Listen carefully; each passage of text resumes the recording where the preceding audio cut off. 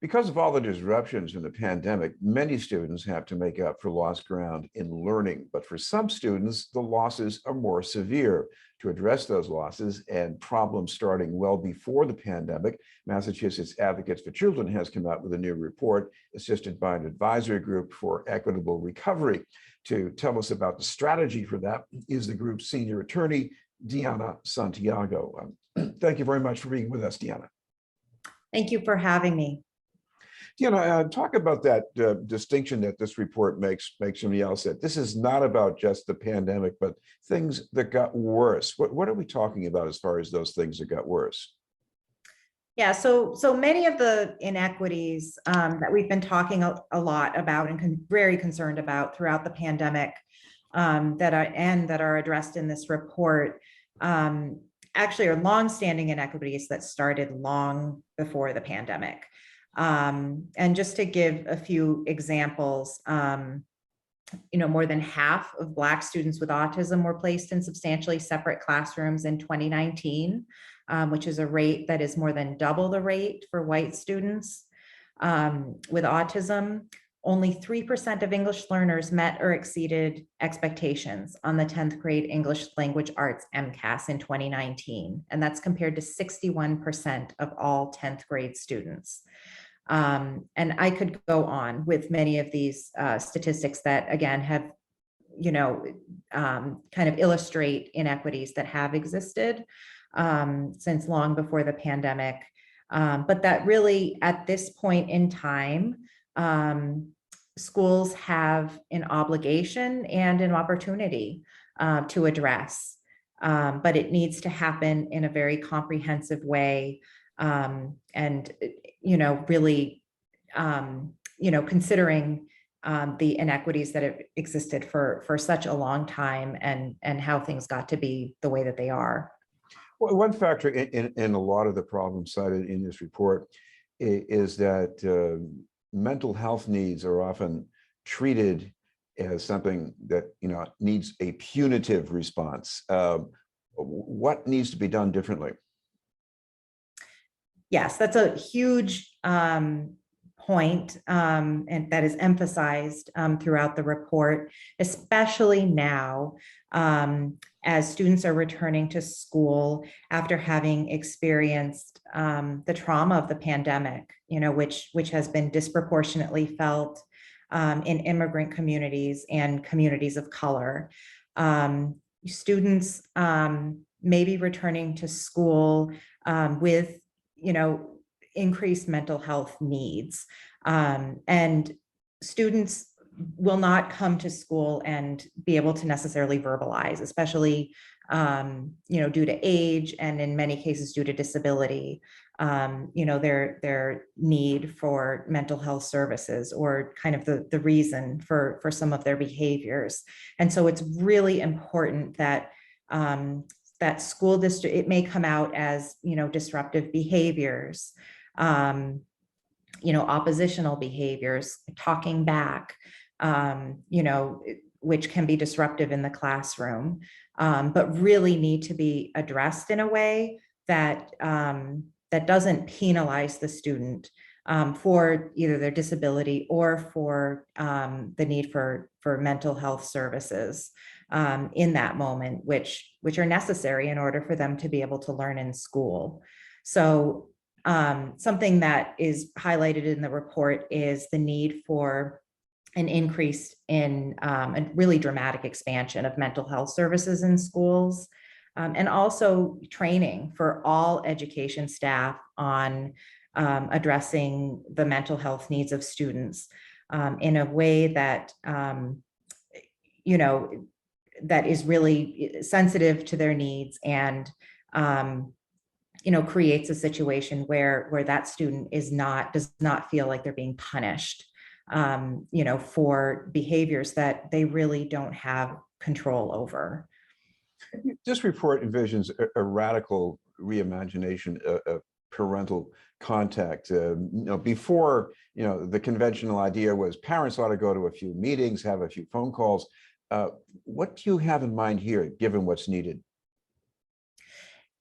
Yeah, there really needs to be as you said, a really dramatic reimagination in terms of the family parent connection and also the student, the family school connection and also the student school connection. The members of the advisory group for an equitable recovery highlighted the need for really, every student to have someone in the school, an adult that is trusted and that they have a connection with, at school, and what a difference that can make, what a protective factor that can be, against, adverse mental health impacts that can really affect a student's learning. In terms of the parent school connection, parents really are the experts on their children. And that has always been the case. And we would say that is even more so the case now, where parents have been with their children at home for the past 18 months. The parents are aware of the other circumstances in the students' lives that have had a serious impact on the students' learning. And so that is information that is so important for school staff to have. And in order, for that to be possible, there needs to be trust, and there needs to be, ability for parents to share the information. So interpretation services for families with limited English proficiency is hugely important. And also training of school staff in, culturally responsive practices, in school districts that have large proportions of families of, different cultures. I want to ask you about what's needed for teachers, and even a good teacher in an inclusive classroom, who's fielding all these different kinds of needs and mental health challenges. They're going to be seeing something else entirely right now, maybe. What do they need as far as training? And I imagine this is something you can't learn at a master's degree program at some college. Yeah, that's exactly right. And for that reason, a lot of the recommendations focus on the need for a change in the structure of the school day to allow time for educators to meet with one another, to support one another, to share experiences with one another. First and foremost, to have that communication and that support among each other to learn. And also, as I had mentioned, kind of a shift in the way that professional development is frequently offered to educators. So moving away from the PowerPoint style of professional development to having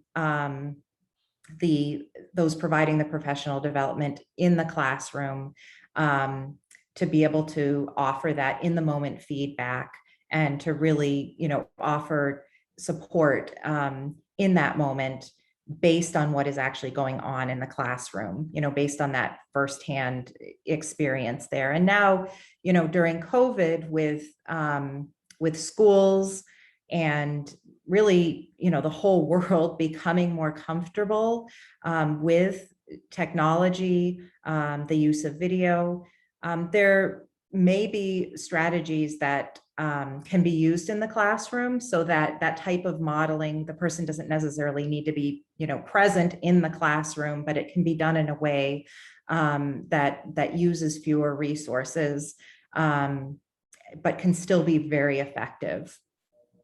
I know there could be a lot of agreement with some of the recommendations in this report, including the ones for more teacher diversity and rethinking the teacher pipeline. But I also see a logistical challenge here. Right now, it's hard enough for school systems to get bus drivers and bus monitors. How are they going to quickly bring in the people you need for the strategy envisioned in your report? Well, the way that we are seeing the recovery is that there are certain things that need to be addressed in the short term.